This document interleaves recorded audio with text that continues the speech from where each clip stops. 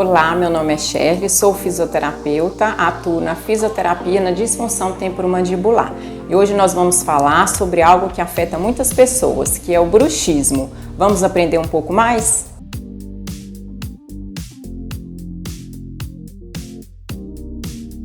Esse comportamento conhecido como bruxismo pode ter consequências negativas.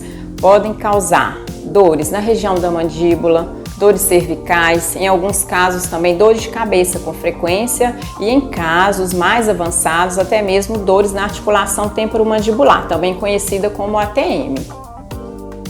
É importante procurar um fisioterapeuta apto a avaliar e tratar os sintomas do bruxismo. A fisioterapia, ela vai atuar com terapias específicas para alívio dos sintomas do bruxismo e também para uma reeducação de toda essa musculatura, tanto cervical como facial. Além disso, é fundamental incentivar o seu marido e qualquer outra pessoa da importância de hábitos saudáveis, a prática de atividade física para a diminuição do estresse, da ansiedade, evitar apertar os dentes durante o dia e também ter uma boa postura.